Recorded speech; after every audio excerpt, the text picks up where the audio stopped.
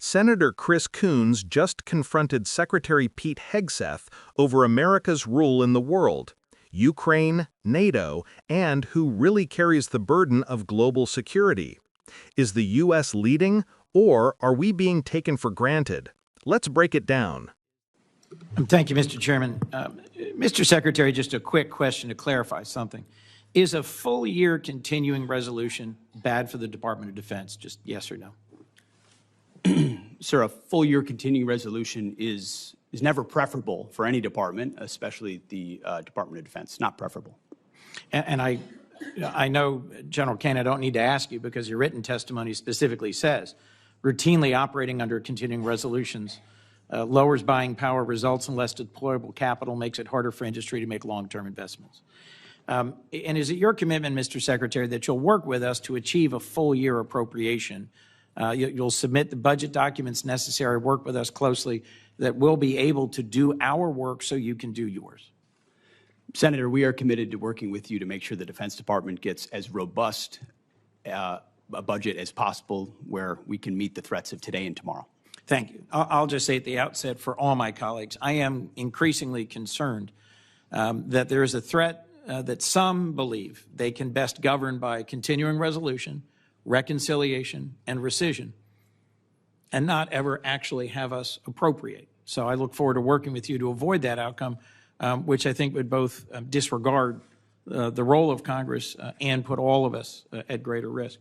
It seems to me clear with regards to Ukraine that Vladimir Putin has no serious intent of negotiating. He continues to attack civilian targets night after night with hundreds and hundreds of drones. The Ukrainians have just carried out a spectacular attack against military targets. And it seems to me concerning that the 2026 request eliminates aid to Ukraine entirely. At the same time, the Senate has a strongly bipartisan bill led by Senator Graham and Senator Blumenthal to impose more sanctions on Russia. And many senators of both parties want to provide more aid to Ukraine. Would you agree, Mr. Secretary, that the United States should use every tool it has at its disposal, including additional sanctions, to pressure Russia to come to the table to negotiate a just and lasting peace for the war in Ukraine? Senator, every tool at our disposal? No. We have a lot of tools in a lot of places. Let me be more narrow. Let me be more narrow then. Apply. You said, and I'll take some exception to this, that our European allies cannot freeload off the United States in perpetuity. My impression is that Article 5 of the NATO treaty was only invoked once. It was after 9/11. And a significant number of our European allies and partners deployed to Afghanistan alongside us and suffered significant combat casualties. In the first 2 years of the war in Ukraine, a war of Russian aggression, 50 other countries stepped forward, deployed military support, delivered materiel, provided financial and operating support. And at regular meetings of the Defense Contact Group, your predecessor led that process of deploying military assistance. What message do you think it sends?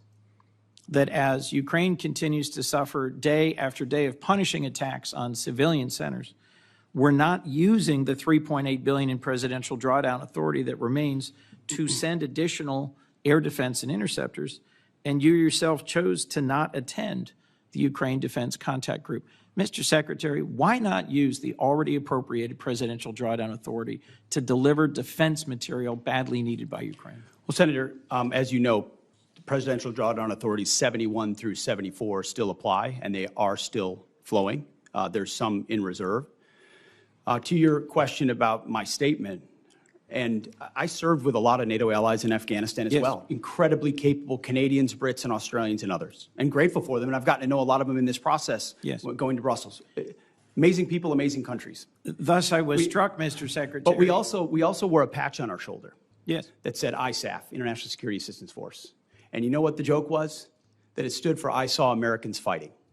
Because what ultimately was a lot of flags, was not a lot of on-the-ground capability. You're not a real coalition, you're not a real alliance, unless you have real defense capability and real armies that can bring those to bear. And that's a reality that Europe is waking up to quickly, and we're glad, because they're Mr. our Secretary. friends, and we want them to be safe and free and Yes. secure. And sometimes that takes true talk and Yes. tough love, and they've responded very well to that They because have. we want them to succeed. And Mr. President Trump Secretary, wants them let's to just make clear for the record that our military partners in Afghanistan included many who served and died.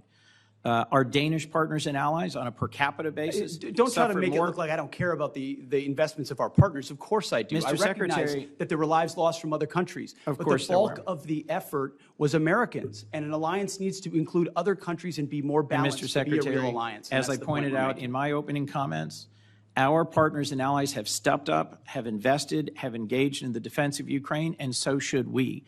We should not be pursuing a ceasefire and a negotiated resolution to the war in Ukraine at any cost. Peace through strength means actually using our strength, continuing to support Ukraine, and securing a lasting peace. Putin will only stop when we stop him. And the best way to stop him is indeed through a stronger NATO. I look forward to the NATO summit. I agree with you that a significant investment by NATO in our collective security is a great investment, but we cannot abandon Ukraine. That would put us significantly at a strategic disadvantage. Thank you, Mr. Chairman. What happened between Senator Chris Coons and Secretary Pete Hegseth goes far beyond a routine Senate hearing. At first glance, it was about budgets, Ukraine aid, and NATO commitments. But beneath the surface, it was a debate over how America should lead in the world.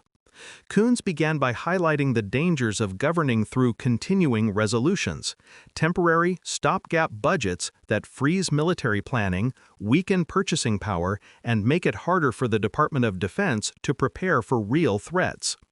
This wasn't just bureaucratic nitpicking, it's about credibility.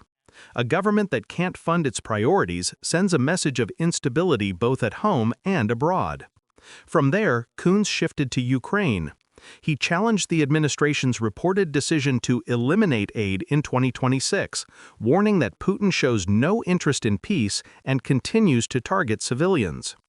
Coons stressed that cutting support now would embolden Russia and undermine the United States' credibility with allies. For him, standing with Ukraine isn't just strategic, it's a moral imperative and a demonstration of America's commitment to defending democracies. The tension escalated when Coons pushed back on Hegseth's comment about European allies freeloading.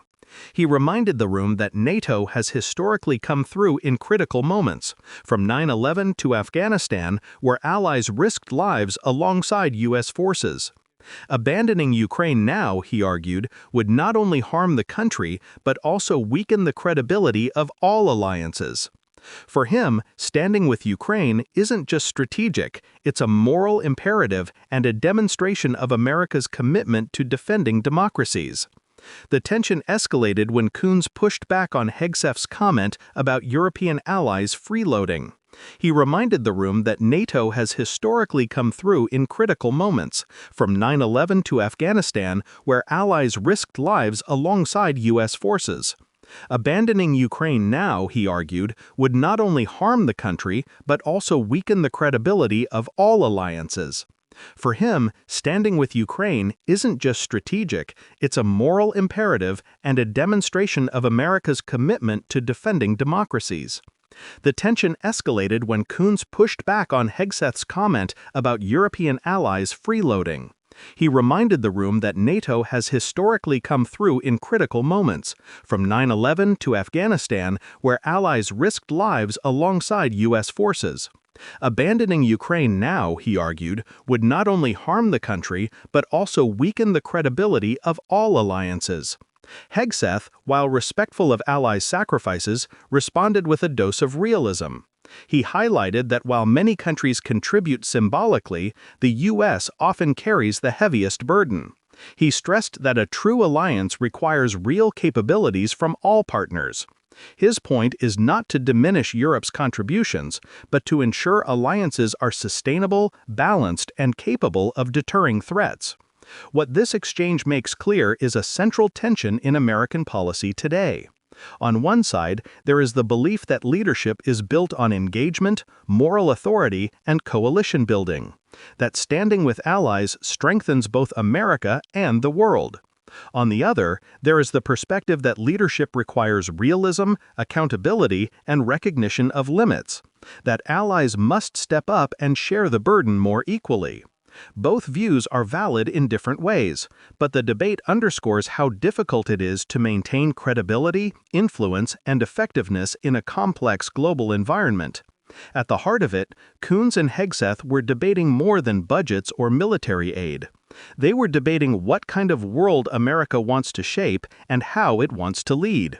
One side emphasizes shared responsibility and moral clarity. The other emphasizes strategic balance and sustainable engagement. The choices made in moments like this ripple far beyond the Senate floor, affecting global alliances, deterrence, and the future of democracy itself. For viewers, the takeaway is simple but crucial. Understanding these debates helps explain why U.S. decisions matter on the world stage and why leadership requires both principle and pragmatism. If you want more analysis like this, make sure to like, share, and subscribe to Left Lens, where we go beyond the headlines to help you see the full story.